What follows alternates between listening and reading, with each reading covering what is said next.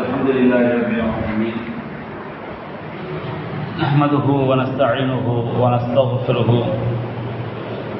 ونعوذ بالله من شرور أنفسنا ومن سيئات أعمالنا من يهده الله فلا مضل له ومن يضلل فلا هادي له وأشهد أن لا إله إلا الله وحده لا شريك له وأشهد أن محمدا عبده ورسوله أما بعد أعوذ بالله من الشيطان الرجيم بسم الله الرحمن الرحيم تنزيل الكتاب من الله العزيز الحكيم إنا أنزلنا إليك الكتاب بالحق فاعبد الله مخلصا له الدين ألا لله الدين الخالص والذين اتخذوا من دونه أولياء ما نعبدهم إلا ليقربونا إلى الله زلفى إن الله يحكم بينهم فيما هم فيه يختلفون إن الله لا يهدي من هو كاذب كفار. அன்பிற்குரிய சகோதரர்களே, நாம் திருக்குரான் விளக்க உரை வகுப்பிலே திருமறை குரானின் 39வது அத்தியாயமாகிய சூரத்து ஜுமர் என்ற அத்தியாயத்தின் விளக்க உரையை நாம் பார்த்து வருகின்றோம். கடந்த வாரத்திலே நாம் சூரத்து ஜுமர் என்ற அத்தியாயத்தின் முதலாவது வசனத்துடைய விளக்கத்தை நாம் பார்த்தோம். அல்லாஹ் ரப்பல் ஆலமீன் முதலாவது வசனத்திலே கூறுகின்றான், தன்சீலுல் கிதாபி மினல்லாஹில் அஸீஸில் ஹக்கீம். இந்த குர்ஆன் யாவற்றையும் மிகைத்தவன் ஞானமிக்கவன் அல்லாஹ்விடமிருந்து இறக்கி வைக்கப்பட்ட வேதமாகும் என்று அல்லாஹ் குறிப்பிடுகின்றான். அதைத் தொடர்ந்து 2வது வசனத்தில் அல்லாஹ் கூறுகின்றான், இன்னா அன்ஸல்னா இலைக்கல் கிதாப பில் ஹக். நபியே, நிச்சயமாக நாம் தான் உமக்கு இந்த வேதத்தை உண்மையை கொண்டு இறக்கி வைத்தோம். ஃபஅபுதில்லாஹ முக்லிஸன் லஹுத்தீன். எனவே இந்த மார்க்கத்தை அல்லாஹ்வுக்கே கலப்பற்றதாக்கி, அல்லாஹ்வுக்காக கலப்பற்றதாக்கி அவனை வணங்குவீராக என்று அல்லாஹ் ரப்பல் ஆலமீன் 2வது வசனத்திலே அல்லாஹ் நமக்கு எடுத்துரைக்கின்றான். அல்லாஹ் ரப்பல் ஆலமீன் 2வது வசனத்திலே 2 அடிப்படைகளை அல்லாஹ் நமக்கு எடுத்துரைக்கின்றான். முதலாவது அடிப்படை, இன்னா அன்ஸல்னா இலைக்கல் கிதாப பில் ஹக். நபியே, இந்த வேதத்தை, இந்த குர்ஆனை உண்மையை கொண்டு நாம் உமக்கு இறக்கி வைத்திருக்கின்றோம், அருளி இருக்கின்றோம் என்று அல்லாஹ் குறிப்பிடுகிறான். உண்மையை கொண்டு என்று அல்லாஹ் குறிப்பிடுவதற்கு 2 வகையான அர்த்தங்கள் உண்டு. முதலாவது, உண்மையிலேயே இந்த வேதத்தை அல்லாஹ் தான் இறக்கி வைத்தான் என்று அர்த்தம். இன்னா அன்ஸல்னா இலைக்கல் கிதாப பில் ஹக். நிச்சயமாக இந்த வேதத்தை உமக்கு நாம் தான் இறக்கி வைத்தோம், உண்மையிலேயே நாம் தான் இறக்கி வைத்தோம், அல்லாஹ்வை தவிர வேறு யாரும் இந்த வேதத்தின் செயல இறக்கி வைக்கவில்லை. இது முதலாவது அர்த்தம். இன்னொரு அர்த்தம் என்னன்னு சொன்னோம்னா, இன்னா அன்ஸல்னா இலைக்கல் கிதாப பில் ஹக். நாம் தான் இந்த வேதத்தை உமக்கு உண்மையை கொண்டு இறக்கி வைத்தோம் என்று சொன்னால், இந்த குர்ஆன்ல சொல்லப்படக்கூடிய எல்லாமே உண்மை. குர்ஆன்ல அல்லாஹ் எடுத்து சொல்லக்கூடிய எந்த ஒன்றிலும் கடுகளவு என்ன கிடையாது, பொய் கிடையாது.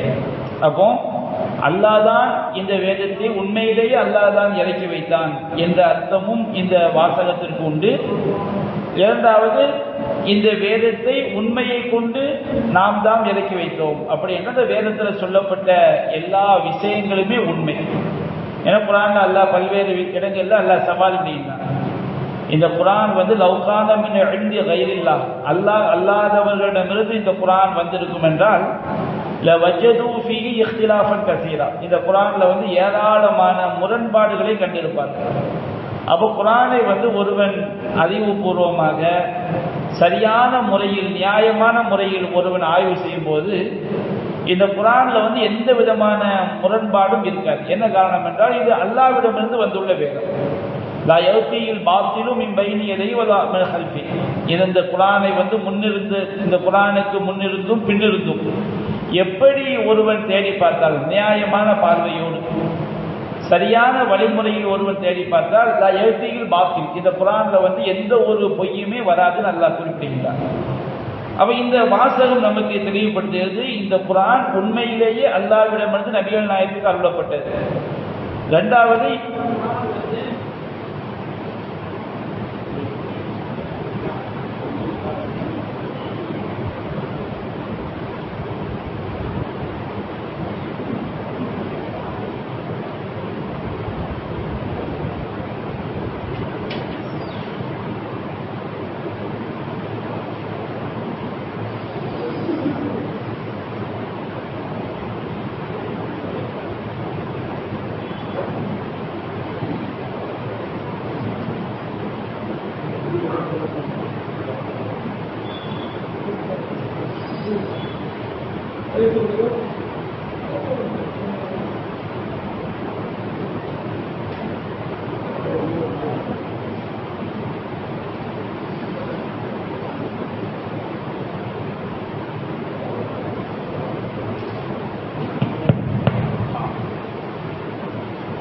இந்த திருமலை குர்ஆன் உண்மையிலேயே அல்லாஹ்விடமிருந்து அருளப்பட்ட நபிகள் நாயகம் ஸல்லல்லாஹு அலைஹி வஸல்லம். நபிகள் நாயகம் ஸல்லல்லாஹு அலைஹி வஸல்லம் அவங்க உண்டாக்குனது கிடையாது.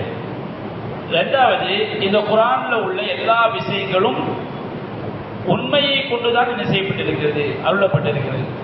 இப்ப நபிகள் நாயகம் ஸல்லல்லாஹு அலைஹி வஸல்லம் அவங்க இந்த குர்ஆனை அவர்கள் சுயமாக உருவாக்கவில்லை என்பதை அல்லாஹ் பல்வேறு இடத்துல சொல்லி காட்டுறான். வமா ஹுவ பிகௌலி ஷாயிர், இது ஒரு கவிஞருடைய கூற்று கிடையாது. கலீலம்மா தூமினு, நீங்கள் குறைவாகவே நீங்கள் நம்பிக்கை கொள்கிறீர்கள். வமா ஹுவ பிகௌலி காஹின், இது புரியாதனுடைய ஒரு கூற்றும் கிடையாது. கலீலம்மா ததக்கரும், நீங்கள் குறைவாகவே சிந்திக்கிறீர்கள். வலாக்கின் தன்சீரு ரப்பில் ஆலமீன், என்றாலும் இது அகில உலகங்களையும் படைத்த அல்லாஹ்விடமிருந்து அருளப்பட்டது என்று அல்லாஹ் குறிப்பிட்டுவிட்டு வலவு தகவ்வத அலைனா பாதல் அகாவி, இந்த முஹம்மது ஸல்லல்லாஹு அலைஹி வஸல்லம் அவர்கள் அல்லாஹ்வின் மீது ஏதாவது சில விஷயங்களை இட்டுக்கட்டி சொல்லி இருந்தார்கள். குர்ஆன்ங்கிற பேர்ல அல்லாஹ் சொல்லாத விஷயங்களை நபியெல்லாம் இட்டுக்கட்டி சொல்லி இருந்தாங்கன்னா, லா அஹதுனா மின்ஹு பில் யமீன் சும்ம லகதஅனா மின்ஹுல் வதீன் ஃபமா மின்கும் மின் அஹதின் அன்ஹு ஹாஜிஸின், நாம் அவரை நமது வலக்கரத்தால் பிடித்து பிறகு அவருடைய உயிர் நாடி நரம்பை நாம் தரித்திருப்போம், துண்டித்திருப்போம். ஃபமா மின்கும் மின் அஹதின் ஹாஜிஸின், நாம் அவ்வாறு செய்வதை உங்களில் யாரும் தடுத்து விட முடியாதுன்னு அல்லாஹ் சொல்லி காட்டுறார்.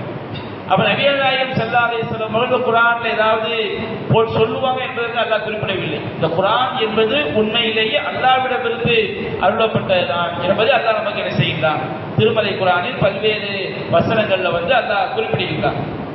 இரண்டாவது, இந்த வசனத்தை செஞ்சு பாருங்க. இன்னா அன்ஸல்னா இலைக்கல் கிதாப பில் ஹக், நபியே இந்த வேதத்தை உமக்கு உண்மையை கொண்டு நாம் அருளி இருக்கின்றோம் என்று அல்லாஹ் சொல்றான், இறக்கி இருக்கின்றோம். அப்ப நபிகள் நாயகம் ஸல்லல்லாஹு அலைஹி வஸல்லம் அவர்களுக்கு இந்த குர்ஆன் அருளப்பட்டது.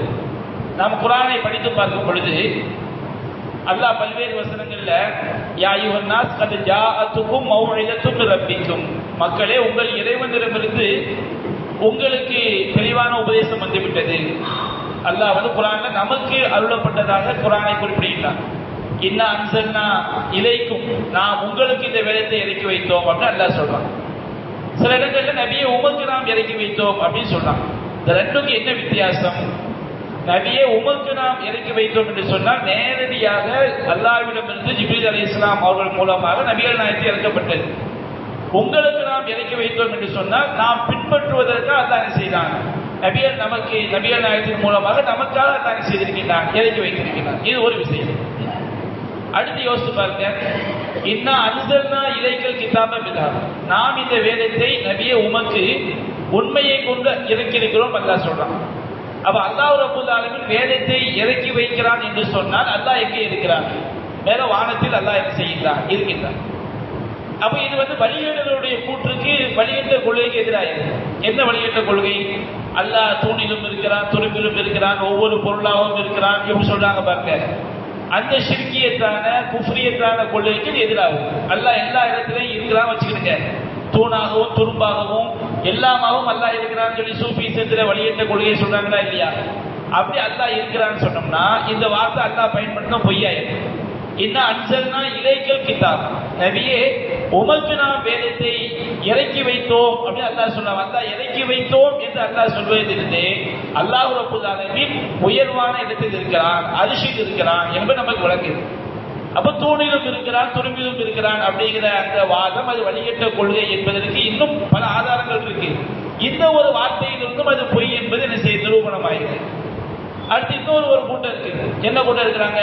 அல்லாஹ் மேலேயும் கிடையாது, கீழேயும் கிடையாது, வடக்கையும் தெற்கையும் கிடையாது, எங்கேயும் கிடையாது. அப்ப எங்கடா இருக்கிறான்? அல்லாஹ்ல ஒண்ணுமே இல்லை. அவங்களுடைய பார்வை ஒரு கூட்டம் எல்லாத்தையும் அல்லாஹ்வாக்குறாங்க. அல்லாஹ்வுடைய எல்லா படைப்பும் தூணாகவும் இருப்பான், துரும்பாகவும் இருப்பான், எல்லா பொருளாகவும் இருப்பான் அப்படின்னு சொல்லி ஒரு கூட்டம் அப்படி சொல்லுவாங்க. இன்னொரு கூட்டம் என்ன செய்வாங்கன்னா, அல்லாஹ் மேலேயும் கிடையாது, கீழே கிடையாது, வடக்கையும் கிடையாது, தெற்கையும் கிடையாது, எங்கேயும் கிடையாது. அப்ப அல்லாஹ் யாரு தான்? அல்லாஹ் என்பவன் நாம விளக்க முடியாது. அப்ப இவங்க அல்லாஹ் ஒன்றும் இல்லாம நினைச்சாங்க ஆக்குறாங்க. அப்ப இந்த ரெண்டை விட்டு நாம இந்த ரெண்டு வழிகேடுகளை விட்டு நம்ம நினைச்சு விளைகிறோம். அல்லாஹ் தன்னை பத்தி என்ன சொல்றாங்க அப்படி நம்பிட்டு பண்ணணும். அல்லாஹ் வானத்தில் இருக்கிறான், வானத்தில் இருக்கிறான். அப்ப அல்லாஹ் வானத்தில் இருக்கிறான்னு சொல்லி வரும்போது சிலர் என்ன செய்வாங்க, வழிகட்ட ஒரு அல்லாஹ் தன்னை பற்றி என்ன சொல்றானோ அதுக்கு மேல நம்ம அதை சிந்திக்க கூடாது. ஏன்னா வலா யுஹீதூன பிஷைஇம் மின் இல்மிஹி இல்லா பிமா ஷா, அவனுடைய ஞானத்திலிருந்து அவன் நாடியதை தவிர நம்மால் அறிந்து கொள்ள முடியாது. அல்லாஹ் தன்னை பத்தி என்ன சொல்லி இருக்கிறானோ அதை அப்படியே நாம நம்பிட்டு போயிடணும். அல்லாஹ் அரிசியில் இருக்கிறானா அல்லாஹ் அரிசியில் இருக்கிறான், அவ்வளவுதான். ஒரு கூட்டம் என்ன செய்வாங்க, அல்லாஹ் அரிசியில் இருக்கிறான் அப்படின்னு சொன்னோம்னா அப்ப அல்லாஹ் ஒரு குறிப்பிட்ட இடத்துக்குள்ள வந்துடுறான, அல்லாஹ் இடத்துக்கு உட்பட்டவன், அந்த சிந்தனை உனக்கு எதுக்கு? அதை எதுக்கு நாம் சிந்திக்க வேண்டும்? அல்லாஹ் அல்லாஹ் கண்ணு இருக்குதுன்னு சொன்னோம்னா நமக்கும் கண்ணு இருக்குது, அல்லாஹ்க்கும் கண்ணு இருக்குது. அப்போ அல்லாஹ்க்கு இணை வச்சிடறோம். அதனால குர்ஆன்ல அல்லாஹ் கண்ணு இருக்குதுன்னு வந்தாலும் ஹதீஸ்ல இறைவனை கண்ணு இருக்குன்னு வந்தாலும் ஏற்றுக்கொள்ளக்கூடாது. அதற்கு அப்படியே சிந்திக்க வேண்டும். அல்லாஹ் ரப்பல் ஆலமீனுக்கு கண்ணு இருக்கிறது என்றால் கண்ணு இருக்கு நம்பணும், அவ்வளவுதான். இறைவனை கை இருக்குன்னா கை இருக்கு நம்பணும். அல்லாஹ்க்கு காது இருக்குன்னா காது இருக்கு நம்பிட்டு போறோம். அது எந்த படைப்பினங்களுக்கும் ஒப்பானது இல்லை. லைஸக மிஸ்லி ஷைஉன், அவனை போன்று எதுவும் இல்லை. அவனுடைய தகுதிக்கு எப்படி இருக்குதோ அப்படி இருக்கிற நம்ம நம்பிக்கை கொண்டு அப்படியே நம்பிக்கையை கடந்து போயிட்டு தப்பிச்சிடணும். அதுக்கு நாம வியாக்கியானம் சொல்ல போதோம்னு சொன்னோம்னா நாம அல்லாஹ்வுடைய ஏராளமான வசனங்களை மறுத்து குஃப்ருல போய் விட வேண்டிய நிலைமை என்ன செஞ்சிடும், ஏற்பட்டு விடும்.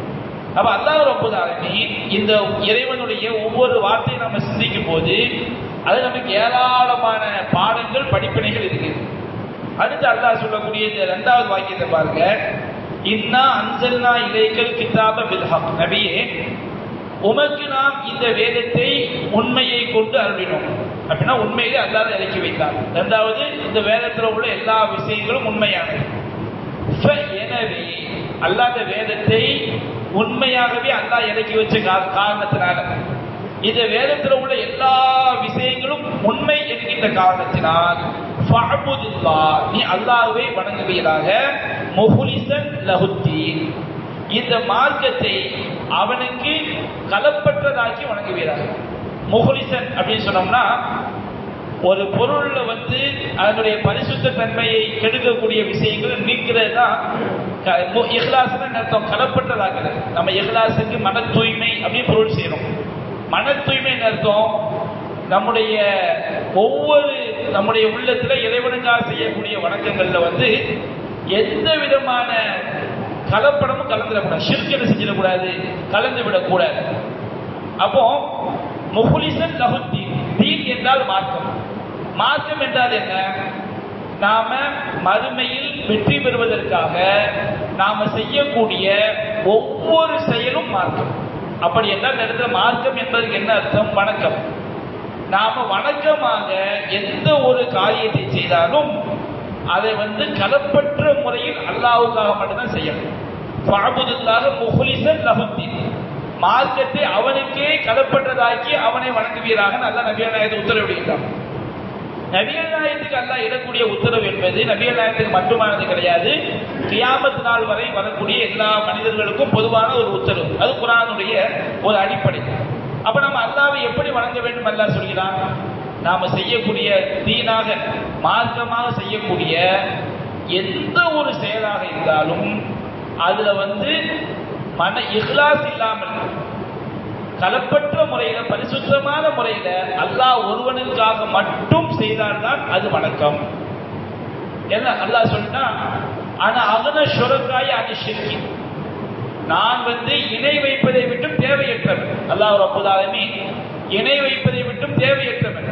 மன் அமில அமலன், ஒருவன் ஒரு செயலை செய்து ஃபஅஷ்ரக ஃபீஹி மஇய கைரி, அந்த செயல்ல என்னுடன் என் அல்லாதவரை ஒருவன் இணையாக்கி விட்டால் தரத்துஹு வ ஷிர்கஹு, அவனையும் அவனுடைய ஷிர்கையும் நான் விட்டு விடுவேன். அந்த செயலுக்கு அல்லாஹ் என்ன கிடையாது, கூலி கிடைக்காது. இப்போ ஒரு ஆள் செய்றாரு, தொழுகிறாரு, தொழுவும் பொழுது அது என்ன பண்றாங்கன்னா ஒரு ஆள் காட்டுறதுக்காண்டி தொழுவா வச்சுக்கிட்டு இவனை மாதிரி அந்த செயலை செய்யறவங்க மாதிரி முட்டாள் யாருமே கிடையாது. ஏன், நம்ம யாராவது நாம ஒரு அற்புதமான உணவுப் பொருளை நாம சாப்பிட்றதுக்காக தயாரிக்கிறோம், அதுல விஷத்தை கொண்டு போய் விட்டுனா அவனை முட்டாள்னு சொல்லுவோமா, அறிவாளின்னு சொல்லுவோமா? முட்டாள். அப்போ நம்ம செய்யக்கூடிய செயல் எதுக்காண்டி, சொர்க்கத்துக்கு போறதுக்காக கஷ்டப்பட்டு தொழுகிறோம். அந்த செயல்ல அடுத்தவனை காட்டுறதுக்காக நம்ம செய்யணும் வச்சுக்கிட்டு, வேறு நோக்கத்துக்காண்டி ஒருதான் செய்யலாம் வச்சுக்கிட்டு, இவனை போன்று அடிமுட்டால் யாருமே கிடையாது. அவனுடைய செயலை அவன் என்ன செஞ்சிடறான், நாசமாக்கிறான். அவன் அல்லாஹ் ரப்பல் ஆலமீன் நமக்கு குர்ஆன் திருமறை குர்ஆன் பல இடங்களில் நமக்கு வலியுறுத்தி சொல்வது, எந்த ஒரு வணக்கத்தை செய்யறதா இருந்தாலும் அதுல அல்லாஹ்வுக்காக செய்கிறேன் என்கின்ற மன தூய்மை இருந்தால் மட்டும்தான் அல்லாஹ் செய்வான், ஏற்றுக்கொள்வான். ஆனா இதுல உலகத்துல அதிகமான முஸ்லிம்கள் ரொம்ப ரொம்ப ரொம்ப ரொம்ப பொடுபோக்கா இருக்கிறாங்க. என்ன பொடுபோக்கு, நாம சொர்க்கத்தை பெறுறதுக்கு தான் நம்முடைய அமல், சொர்க்கத்தை பெறுவது நம்முடைய அமல். நாம எதுக்காண்டி தொழுகிறோம், சொர்க்கத்துக்கு போறோம். அப்போ ஒரு அமல் சொர்க்கத்தை பெற்று தரும் சொன்னோம்னா, சொர்க்கத்தை பெற்று தருவதற்குரிய அளவுக்கு அந்த அமல் வெயிட்டா இருக்கும். நாம சரியில்லாத ஒரு உணவை சாப்பிடுறோமா, சமைக்கிறோம் வச்சுக்கிடுங்க, சாப்பிடுவதற்கு தகுதி இல்லாத வகையில் சமைச்சா அந்த உணவு சமைச்சு என்ன புண்ணியம், வைக்கல நின்றது கஷ்டப்பட்டது எல்லாம் வீணா போனதுதான் புண்ணியம், வீணா போனதான் ஆகுது, அது எந்த ஒரு ஃபாயிதாவும் இல்லை. அப்ப உலகத்தில் அதிகமான மக்கள் செய்யறாங்க, நம்ம சொர்க்கத்துக்கு போறதுக்காண்டி தொழுகிறோம், அந்த அமல் சொர்க்கத்தை பெற்று தரக்கூடிய அளவுக்கு வெயிட்டா இருக்கணும்னு சொன்னோம்னா, தகுதியானதா இருக்கணும்னு சொன்னோம்னா, அந்த அமலுக்கு ரெண்டு அடிப்படை இருக்கும். முதலாவது அடிப்படை குர்ஆன் சுன்னா அல்லாஹ் ரசூல் சொன்ன அடிப்படையில் செய்யணும். ரெண்டாவது இஹ்லாஸ் இருக்கும். நபிகள் நாயகம் சொல்றாங்க, மன் அமில அமலன் ஃபலைஸ அலைஹி அம்ருனா ஃபஹுவ ரத்துன், நாம் கட்டளையிடாத காரியத்தை யார் செய்கிறாரோ அது அல்லாஹ்விடம் மறுக்கப்படும். நபிகள் நாயகம் சொல்றாங்க. நபிகள் நாயகம் சொல்லாத முறையில, குர்ஆன் சொல்லாத முறையில நாம் ஒரு செயலை செஞ்சது அல்லாஹ் ஏற்றுக்கொள்ள மாட்டார். ரெண்டாவது, யாரு மன தூய்மை இல்லாம ஒரு செயலை செய்யறாங்களோ அது அல்லாஹ்ட்ட ஏற்றுக்கொள்ளப்படாது. அவ இந்த ரெண்டுக்கும் மக்கள் முக்கியத்துவம் கொடுக்குறாங்கன்னா, முக்கியத்துவம் மக்கள்கிட்ட இல்லை. பெரும்பான்மையான மக்கள்கிட்ட அதிகமான பள்ளியாசல்ல ஒரு 100 பேர் தொழுறாங்க வச்சுக்கிருக்க, 90 பேர்ட்டு அதுக்கு முக்கியத்துவம் இருக்குதா? ஏன் நம்ம சொர்க்கத்துக்கு போறதுக்காக நம்ம தொழுகிறோம். அப்ப நம்ம தொழக்கூடிய தொழுகை அல்லாஹ் ரசூல் சொன்ன அடிப்படையில் இருக்கிறதா? அப்படி பார்த்தோம்னா அதுக்கு முக்கியத்துவம் கொடுக்கக்கூடிய மக்கள் உலகத்தில் ரொம்ப ரொம்ப ரொம்ப ரொம்ப கம்மி தான், ரொம்ப கம்மி. ஒவ்வொரு செயலையும் அல்லாஹ் எப்படி சொல்லியிருக்கிறான், நபியெல்லாம் எப்படி சொல்லியிருக்கிறாங்க அப்படின்னு பார்க்கக்கூடிய மக்கள் உலகத்துல ரொம்ப ரொம்ப ரொம்ப ரொம்ப கம்மி. அது எந்த முக்கியத்துவம் மக்கள் என்ன செய்யல இருப்பது கிடையாது. ஆனா இதுதான் என்ன செய்யும், மறுமையில நமக்கு நிற்கக்கூடியது, நமக்கு வெயிட்டா நம்முடைய நன்மைகளை கனமாக்கி தரக்கூடியது நம்முடைய இஹ்லாஸ், நாம செய்யக்கூடிய அந்த செயல் அல்லாஹ் ரசூல் சொன்ன அடிப்படையில இருக்குதா? இந்த ரெண்டும் இல்லைன்னு வச்சுக்கிட்டுங்க, அந்த அமல்கள் எல்லாமே என்ன செய்துவிடும், பாழாக போய்விடும். அப்ப அதைத்தான் அல்லாஹ் ரப்பல் ஆலமீன் குறிப்பிடுகிறார், ஃபஅபுதுல்லாஹ், நீங்க அல்லாஹ்வை வணங்குங்கள். வணக்கம் என்று சொன்னால் அல்லாஹ் ரப்பல் ஆலமீன் நமக்கு குர்ஆனிலேயும் சுன்னாவிலேயும் அல்லாஹ் எந்தெந்த செயல்களை எல்லாம் விரும்புகிறானோ அந்த செயல்கள் அனைத்துமே வணக்கம். எந்தெந்த செயல்களை எல்லாம் அல்லாஹ் வெறுக்கிறானோ அவற்றை நாம் அல்லாஹ்வுக்காக விடுவதும் வணக்கம். அப்போ அல்லாஹ்வுக்காக முஹ்லிஸன் லஹுத்தீன், இந்த மார்க்கத்தை மார்க்கம் என்று சொன்னால் மறுமையில் வெற்றி அடைவதற்காக நாம் செய்யக்கூடிய செயல்கள் வணக்கங்கள், அது பேர் தான் மார்க்கம். உங்களுடைய வணக்க வழிபாடுகளை அவனுக்கே கலப்பற்றதாக்கி கட்டுகளவு கூட ஷிர்க் கலந்துடாம அல்லாஹ்வுக்காக மட்டும் நீர் வணங்குவீராக அப்படி அல்லாஹ் சொல்றான். இதுல முக்கியமான ஒரு அடிப்படை அல்லாஹ் நமக்கு எடுத்து சொல்லிடலாம். ஒண்ணு இஹ்லாஸ் நமக்கு முக்கியம் வருது, கடுகளை கூட ஷிர்க் கலந்துடக்கூடாது. ரெண்டாவது, கடுகளை கூட ஷிர்க் கலக்காம ஒரு செயல் செஞ்சாலும் அந்த செயல் அல்லாஹ் ஏற்றுக்கொள்ளப்பட நபிகள் நாயகம் சொன்ன அடிப்படையில், குர்ஆன் சொன்ன அடிப்படையில் இருக்கணும். அடுத்து அல்லாஹ் என்ன சொல்லிட்டான், நாம் உண்மையை கொண்டு இந்த வேதத்தை உமக்கு இறக்கி வைத்திருக்கிறோம், எனவே அல்லாஹ்வுக்கு இணை வைக்காமல் உங்களுடைய அமல்களை நீங்கள் அல்லாஹ்வுக்காக அல்லாஹ் கட்டுப்பட்டு வாழுங்கள், கடுகளோடு இணை வைத்து கலந்துடாமல் கலப்பற்ற முறையில் அல்லாஹ்வை வணங்குங்கள் அப்படின்னு அல்லாஹ் சொல்றான். குர்ஆனை அல்லாஹ் இறக்கி வைத்ததினால், குர்ஆனை அல்லாஹ் உண்மையை கொண்டு இறக்கி வைத்ததினால் அல்லாஹ்வுக்கு நீங்க என்ன செஞ்சிருங்க, கடுகளவு கூட இணை வச்சிடாம கலப்பற்ற முறையில நீங்க அல்லாஹ்வை வணங்குங்க அப்படி அல்லாஹ் சொல்றான். குர்ஆனை இறக்கி வச்சதுனால நாம எதுக்கு அல்லாஹ்வை இணை வைக்காம வணங்கணும்? அல்லாஹ் என்ன சொல்றீங்க, நபியே இன்னா அன்ஸல்னா இலைக்கல் கிதாப பில் ஹக், நாம் தான் இந்த வேதத்தை உமக்கு உண்மையை கொண்டு இறக்கி வைத்திருக்கிறோம். எனவே இந்த குர்ஆனை உண்மையை கொண்டு இறக்கி வைத்திருக்கின்றோம். எனவே ஃபஅபுதுல்லாஹ், அல்லாஹ்வை வணங்குங்கள், முஹ்லிஸன் லஹுத்தீன், இந்த மார்க்கத்தை அவனுக்கே கலப்பற்றதாக்கி கொஞ்சம் கூட இணை வைப்பு கலந்து விடாமல் அல்லாஹ்வை வணங்குங்கள் அல்லாஹ் சொல்றான். குர்ஆனை இறக்கி வைத்ததினால் நாம இணை வைக்காமல் ஏன் வணங்க வேண்டும் அப்படின்னு கேட்டா, அல்லாஹ் ரப்பல் ஆலமீன் நமக்கு இந்த குர்ஆன்ல தான் நமக்கு குர்ஆன் கிடைத்ததினால் அந்த குர்ஆன் அல்லாஹ் இணை வைக்காதீங்கன்னு சொல்லுது, வணக்கங்களை அல்லாஹ்க்கு மட்டும் செய்யுங்கன்னு அல்லாஹ் சொல்லுது. அப்ப யார் ஒருவனுக்கு இந்த குர்ஆன் கிடைத்து அவன் அந்த குர்ஆன் சொன்னபடி வாழவில்லையோ அவன் கண்டிப்பா எங்கெல்லாம் போயிடுவான், நரகத்துக்கு தான் போயிடுவான். இப்ப அல்லாஹ் ரப்பல் ஆலமீன் குர்ஆனை சொல்லும்போது இந்த மார்க்க தூதர்களுடைய போதனை யாருக்கெல்லாம் சென்றடையவில்லையோ அவங்களை அல்லாஹ் மறுமையில் தண்டிக்க மாட்டான். குர்ஆன் அல்லாஹ் சொல்லும்போது வமா குன்னா முஅஸிபீன், நாம் யாரையும் தண்டிக்க மாட்டோம், ஹத்தா நபஅஸ ரசூலா, ஒரு தூதரை அனுப்பி வைக்கும் வரை யாரையும் அல்லாஹ் தண்டிக்க மாட்டான். ஒரு தூதரை அனுப்பி வைக்கிறது என்ன, ஒன்று அந்த தூதருடைய போதனை தூதர் நேரடியாக பிரச்சாரம் அந்த மக்களுக்கு செய்யணும், அல்லது அந்த தூதருடைய போதனை அவனை வந்தடைய வேண்டும். அப்போ ஒருவருக்கு தூதருடைய பிரச்சாரம் நேரடியாகவும் கிடைக்கல, தூதருடைய போதனை அவனை வந்தடையவும் இல்லை. இவன் அல்லாஹ் சொன்னபடி வாழாம மறுமையில் அல்லாஹ் போய் அல்லாஹ் தண்டிப்பாங்க, அல்லாஹ் செய்ய மாட்டான், தண்டிக்க மாட்டான். ஏன்னா குர்ஆன்ல அல்லாஹ் சொல்லிட்டான் வமா குன்னா முஅஸிபீன ஹத்தா நபஅஸ ரசூலா, ஒரு தூதரை அனுப்புற வரைக்கும் நம்ம யாரையும் தண்டிக்க மாட்டோம். தூதரை அனுப்புதல் என்ன அர்த்தம், தூதர் நேரடியாக பிரச்சாரம் செய்ய தூதரை அனுப்புவதுதான். தூதர் அவருடைய போதனை நம்முடைய காதுக்கு சேர தூதர் அனுப்புறாரு.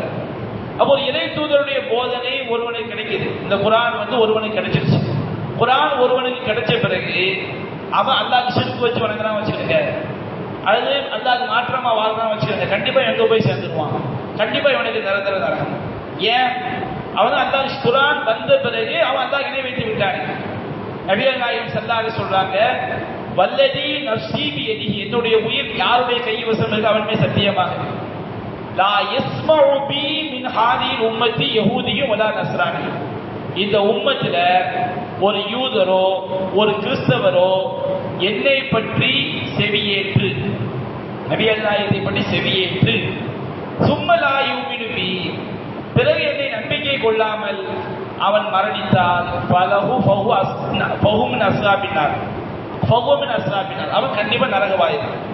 இவன் நபியார் என்ன சொல்றாங்க, ஒரு யூதன் இருக்கிறான் ஒரு கிறிஸ்தவன் இருக்கிறான், நபிகள் நாயகத்துடைய தாவா அவனுக்கு போகவே இல்லை, கடுகளை கூட இப்படி நபிகள் நாயகம் ஒருவர் வந்திருக்கின்றார், அவர் தான் இறுதி தூதர் என்பது அவனுடைய காதுக்கு சென்றடையவே இல்லை. சென்றடையாம அவன் மூத்தாயிட்டான் வச்சுக்கிட்டு, அவன் தௌராத் வேதத்தை பின்பற்றி அது இன்ஜீல் வேதத்தை கரெக்டா பின்பற்றி மூத்தாயிட்டான்னு சொன்னோம்னா அவனை அல்லாஹ் செய்ய மாட்டான். நபிகள் நாயகத்தை நம்பிக்கை கொள்ளாதவர்கள் தண்டிக்க மாட்டான். எப்ப அல்லாஹ் தண்டிப்பான், நபிகள் நாயகத்தை பற்றி ஒரு யூதரோ கிறிஸ்தவரோ செவியேற்றான முடிஞ்சு போச்சுல.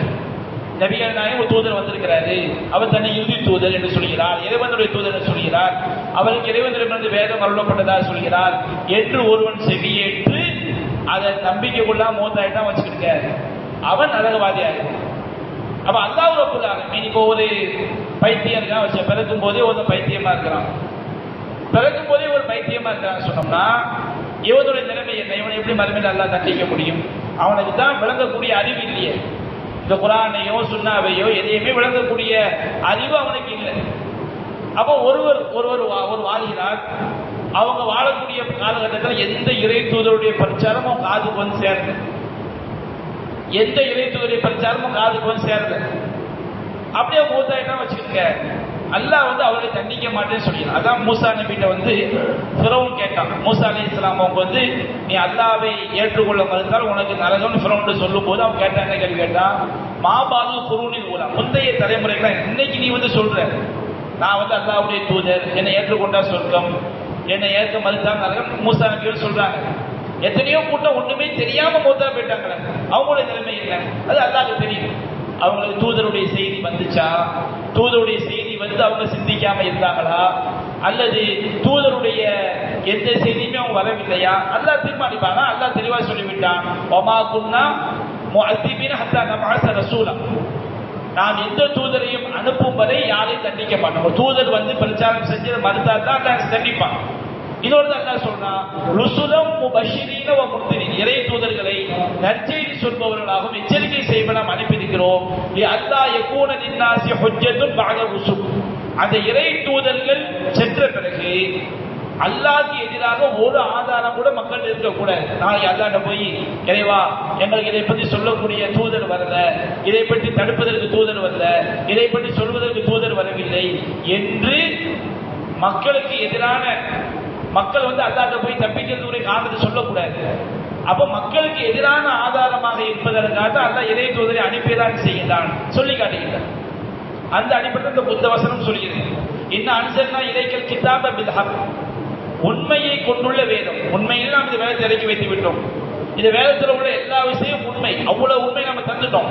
இவ்வளவு உண்மை தெரிந்த காரணத்தினால் ஃபஅபுதுல்லாஹ முக்லிஸன் லஹுத்தீன், ஐயா அல்லாஹ் என்ன செய்யுங்க, இந்த மார்க்கத்தை அவனுக்கே கலப்பட்டதாக்கி அல்லாஹ்வை வணங்குங்கள், கடுகளோடு அல்லாஹ்க்கு இணை வைக்காமல் அல்லாஹ்வை வணங்குங்கள் என்று அல்லாஹ் குறிப்பிடுகிறார். அப்ப அல்லாஹ் ரப்பல் ஆலமீன் இந்த வேதத்தை வந்து நபிகள் நாயகம் வாழும் போதும் அவங்க மக்களை எச்சரிக்கை செய்யக்கூடியதாகவும், நபிகள் நாயகம் மரணத்துக்கு பிறகு கியாமத் நாள் வரைக்கும் வரக்கூடிய மக்களை அடையக்கூடியதாகவும் இந்த வேதத்தை அல்லாஹ் தந்திருக்கிறான். இப்ப அறியாமைனா என்ன? அறியாமைன்னு என்னன்னு சொன்னோம்னா, ஒரு ஊர்ல வந்து மார்க்கம் தெரிஞ்சவங்க நிறைஞ்சிருக்கும் போது, மார்க்க போதனை செய்யப்படும் போது நான் அதை கேட்கவே மாட்டேன், சிந்திக்கவே மாட்டேன் அப்படின்னு உலக வீட்டுல உட்கார்ந்து அல்லது அந்த பக்கம் தலை வச்சு கூட படுக்காம இருக்க அறியாமை கிடையாது. கண்டிப்பா இவன் அந்த தப்பிக்க முடியாது. அறியாமை என்றால் என்ன? ஒருவனுக்கு வந்து மார்க்க, ஒரு ஊர்ல மார்க்க அறிஞர்களே இல்லை, ஒரு ஏதோ உலகத்துல ஒரு ஓரத்தில் காட்டு போதில ஒரு இருக்கிறான் வச்சுக்கிடுங்க, அந்த ஊர்ல எந்த மார்க்க அறிஞர்களும் இல்லை. அவன் தேடி செல்வதற்குரிய வழிமுறை அவனுக்கு தெரியல. எப்படி எங்க போய் நம்ம தேடி படிக்கன்னா, கல்வியை தேடி செல்வது கடமை. இன்னைக்கு நம்ம கடைநல்லூர்ல இருக்கிறோம், இந்த தௌஹீது பள்ளி தான் வச்சுக்கிடுங்க, அல்லாஹ் போய் அல்லாஹ் கடைநல்லூர்ல எந்த தௌஹீது பிரச்சாரம் இல்லை, அதனால நான் வந்து தர்காவுக்கு போன சொன்னா அதை ஏற்றுக்க மாட்டேன். மண் சலக தரீக்கல் எழுத்தமி சுஃபி இல்மன் சகதல்லாஹு தரீக்கல் ஜன்னah, யார் வந்து கல்வியை தேடி பயணிக்கிறாரோ அவருக்கு அல்லாஹ் சொர்க்கத்துடைய பாதை அல்லாஹ் இலகுவாகி விட்டான். கல்வியை தேடி பயணிப்பது கடமை. நமக்கு ஒரு ஊர்ல சத்தியத்தை சொல்லிடுறது இல்லைன்னு வச்சுக்கிடுங்க, நமக்கு அமெரிக்காவில் போய் தான் சத்தியத்தை படிக்க முடியும், போகணும். அவங்க சொத்தை இருந்தாலும் செல்வத்தை இருந்தாலும் நீ அமெரிக்காவில் போய் மார்க்கத்தை படிக்கிறது கடமை. நீ அதிகமான மக்கள் புரியல, அவங்க என்ன விளங்கிடுறாங்க, அதெல்லாம் என்ன மார்க்கம் என்ன ஏது அப்படின்னு ஒரு ரொம்ப ஒரு பொதுபோக்கு தன்மை அதிகமான மக்கள்கிட்ட இருக்கு. ஏன்னா குரான்ல வந்து அல்லாஹ் மக்கள் என்ன செய்யறான், எச்சரிக்கிறாங்க. இந்த மாதிரி கவனமற்ற மக்கள் என்ன செஞ்சிடக்கூடாது, இருந்துடக்கூடாது. அப்ப அல்லாஹ் ரப்பல் அதிகமான மக்கள் கவனமன்மையில இருக்கிறாங்க. அப்ப நம்ம ஒரு இடத்துல வந்து ஒரு ஊர்ல சத்தியத்தை தெரிவதற்குரிய வாய்ப்புகள் இருந்தும் ஒருவன் அதன் பக்கம் அந்த சத்தியத்தை போய் கேட்காம சிந்திக்காம படிக்காம அப்படியே இருந்தோம்னா, நாளைக்கு அல்லாஹ் போய் அல்லாஹ் எனக்கு தெரியல அப்படின்னு காரணம் சொன்னா ஏற்றுக்கொள்ளப்படாது. அல்லாஹ் அந்த காரணத்தை ஏற்றுக்க மாட்டான். இது அவனுடைய இருமாப்பா தான் கருதப்படும். சத்தியம் சொல்றதுக்கு ஒரு கூட்டம் இருந்தாங்க, நம்ம போய் சிந்திச்சிருக்கணும், நம்ம போய் பார்த்துருக்கணும், படிச்சிருக்கணும், பல வழிமுறைகள் இன்னைக்கு என்ன செய்து இருக்குது. இது யாருக்கு? ஒருவனுக்கு வந்து அவன் வசிக்கக்கூடிய போதில் எந்த ஆலிம்களுமே இல்லை, யாருமே இல்லை. அவன் தேடி போய் படிக்கிறதுக்குரிய வழிமுறை அவனுக்கு தெரியல. இவன் அல்லாஹ் போய் அல்லாஹ் நாளைக்கு அல்லாஹ் நீ ஏன்டா இப்படி வாழ்ந்த, இதவா எனக்கு எந்த ஆலிம்களும் என் போதில் இல்லை, எனக்கு தேடி போய் படிக்கக்கூடிய வழிமுறை எனக்கு தெரியல. அல்லாஹ் ரப்பல் அவன் தண்டிக்க மாட்டான். ஏன்னா அல்லாஹ் சொல்றான், மா குன்னா முஅத்திபீன ஹத்தா நபஅஸ ரசூலா, நம்ம ஒரு தூதரை அனுப்பும் வரை யாரையும் தண்டிக்க மாட்டோம். அல்லாஹ் சொல்லிட்டா நாம வந்து இந்த குரானை உண்மையை கொண்டு அருளி இருக்கிறோம், அந்த உண்மையை கொண்டு அருளப்பட்ட குரான் அவனுக்கு கிடைக்கல, அவனுக்கு அதை போதிக்கிறதுக்கு ஆள் இல்லை, அவனுக்கு தெரியல. அதனால அவன் வந்து சரியாக அல்லாஹ் வணங்கவில்லை, அது அவனுக்கு போதுமான ஒரு காரணமா அமைஞ்சுவிடும். அப்ப அல்லாஹ் இதை நாம் ரொம்ப கவனமாக இருக்க வேண்டும். நமக்கு மார்க்கம் கிடைத்த பிறகும் அதை நாம் சரியாக சிந்திக்காமல் அதில் பொடுபோக்குத்தனமாக நாம் இருந்தோம் என்று சொன்னால் அது வந்து மிகப்பெரிய ஒரு கேட்ல ஒன்று நம்ம விட்டுரும். ஏன்னா அந்த குர்ஆன்ல சொல்லி காட்டுகிறாங்க, இப்போ கைஃப தக்ஃபுரூன பில்லாஹ், நீ அல்லாஹ்வை எப்படி மறுக்க முடியும்? அல்லாஹ் ரொம்ப ரொம்ப ஒரு வெறுப்பா அல்லாஹ் கேட்கிறாங்க. வான்தும் துத்துலா அலைக்கும் ஆயாத்துல்லா, அல்லாஹ்வுடைய வசனங்கள் உங்களுக்கு ஓதி காட்டப்படுகிறது, வஃபீக்கும் ரசூலு, அவனுடைய தூதரும் உங்களிடையே இருக்கின்றார். நபியான வாழும் போது ரசூல ஹயாத்தா இருக்கிறாங்க. அல்லாஹ்வுடைய வசனங்கள் உங்களுக்கு ஓதி காட்டப்படுது. அவனுடைய தூதரும் உங்களிடம் இருக்கின்றார். இப்படி இருக்கும்போது நீங்க எப்படி அல்லாஹ்வை மறுக்க முடியும்? அல்லாஹ் கேட்கிறான், எப்படி நீங்க அல்லாஹ்வை மறுக்க முடியும்? அல்லாஹ்வுடைய வசனங்கள் நம்ம வந்தடையல, தூதர் நமக்கு வரல அப்படின்னு சொன்னா கூட என்ன செய்யலாம்? ஒரு காரணம் இருக்கு.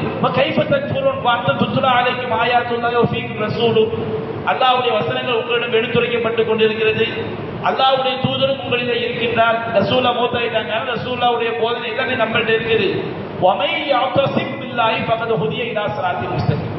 யார் அல்லாஹ்வை பற்றி பிடிக்கிறாரோ அவர் நேரான வழி காட்டப்பட்டு விட்டார். யார் வஹியை பற்றி பிடிக்கிறாங்களோ அவர் நேரான வழி காட்டப்பட்டு விட்டார். யா அய்யுஹல்லதீன ஆமனூ இத்தகுல்லாஹ ஹக்க துகாத்திஹி, இறை நம்பிக்கையாளர்களே அல்லாஹ்வை அஞ்ச வேண்டிய முறைப்படி அஞ்சிக் கொள்ளுங்கள். ஃபலா தமூதுன்ன இல்லா வ அன்தும் முஸ்லிமூன், நீங்கள் முஸ்லிம்களாகவே தவிர செய்து விடாதீர்கள், மரணித்து விடாதீர்கள். மௌத்தா போகும்போது முஸ்லிமா நீங்க மௌத்தா போன அதான் செய்யலாம் குறிப்பிடுகின்றார். அப்ப இது ரொம்ப முக்கியம். பொதுவாக எந்த ஒரு மசாயில எந்த ஒரு மார்க்க சட்டமா இருந்தாலும் ஒருவனுக்கு தெரிந்து கொள்ள வாய்ப்பு தான் வச்சுக்கிட்டு. இப்போ ஒரு ஆள் செய்றாரு, ஒரு ஊரில் இருக்கிறாரு, இஸ்லாத்துக்கு வந்துட்டாரு, அவருக்கு தொழுதல் கடமைன்னு தெரியல. தொழுதல் கடமைன்னு அவருக்கு போதிக்கிறது யாருமே இல்லை. ஒரு 5 வருஷம் கழிச்சு அவர் ஒரு ஆகிட்டவர நான் ஒரு முஸ்லீம் தான் அப்படிங்களா, தொழுது இருக்கிறீங்களா, தொழுது கடமையா, எனக்கு அப்படி யாருமே சொல்லலையே. இப்ப இவர் இத்தனை வருஷம் தொழுகை விட்டார்ல, இதுக்கு அல்லாஹ் அவனை குற்றம் பிடிக்கப்பட குற்றம் பிடிக்கப்படாது. ஏன்னா அவர் இஸ்லாத்துக்கு வந்திருக்கின்றார், அவருக்கு கடமை என்று சொல்ல போவதற்கு யாருமே அவர்களுடைய போதில் இத்தனை சொன்னா அல்லாஹ் குற்றம் பிடிக்க மாட்டாங்க. ஒரு சாதாரண ஒவ்வொரு மசாலும் அப்படித்தானே. இப்போ ஒரு ஆள் தொலை வர்றாரு, அவர் சட்டையில ஒரு நஜீஸ் பட்டிருக்கு, அவருக்கு தெரியல, அவர் பாட்டு தொழுது போயிட்டாரு. அது பிறகு எல்லா டைம் முடிஞ்சோன்னு பார்க்க சட்டை நஜீஸ் பட்டு, இப்போ அது குற்றமான குற்றம் கிடையாது. ஒரு ஆள் தொலை வர்றாரு, சட்டையில் நஜீஸ் இருக்குன்னு தெரியுது, ஏங்க உங்க சட்டையில் நஜீஸ் இருக்குங்க அப்படியா, அது பாட்டு இருக்குன்னு தொழுதான் விஷயம், தொழுகை எப்படி ஏற்றுக்கொள்ளப்படும்? எந்த ஒரு சட்டமுமே நாம தெரிந்தே செய்யறோம் வச்சுக்கிடுங்க, நம்ம அமர்தனை செஞ்சிடும், பாடாயிரம். அறியாம ஒண்ணு செஞ்சோம் அதான் செய்ய மாட்டான், குற்றம் பிடிக்க மாட்டான். அப்ப இந்த அடிப்படையை அல்லாஹ் அந்த வசனம் சொல்லி காட்டுகின்றார். இன்ன அன்சல்னா இலைக்கல் கிதாப பில் ஹக், நபியே இந்த வேதத்தை உண்மையை கொண்டு உமக்கு நாம் அருளி இருக்கிறோம். அப்படின்னா 2 அர்த்தம். ஒண்ணு, உண்மையிலே அல்லாஹ் தான் அருளி இருக்கிறான். இரண்டாவது அர்த்தம், இந்த வேதத்தில் உள்ள எல்லா விஷயம் உண்மை, உண்மையை கொண்டு உமக்கு நாம் இந்த வேதத்தை அருளி இருக்கிறோம். ஃபஅபுதில்லா, எனவே இந்த சரியான வேத அறிவு உண்மை வந்து விட்டதினால் நீ அல்லாஹ்விற்கு மார்க்கத்தை அவனுக்கே கலப்பற்றதாக்கி அவனை வணங்குங்கள். அப்போ ஒருவனுக்கு வேத அறிவு கிடைத்த பிறகும் அந்த வேதத்தை சிந்திக்காம ஒரு இணை வைப்புல மௌத்தாயிட்டான்னு சொன்னோம்னா இவன் நிரந்தர நரகத்துடன் செய்ய முடியாது, தப்பிக்கவே முடியாது என்ற அந்த அடிப்படையை அல்லாஹ் 2வது வசனத்தை அல்லாஹ் குறிப்பிடுகின்றான். அடுத்தடுத்த வசனமுடைய வழக்கில் நம்ம இன்ஷா அல்லாஹ் வரக்கூடிய வாரத்தில் வாரங்களில் விரிவாக காண்போம். சுப்ஹானக அல்லாஹும்ம வ பிஹம்திக அஷ்ஹது அன் லா இலாஹா இல்லா அன்த அஸ்தக்ஃபிருக வ அத்தூபு இலைக்.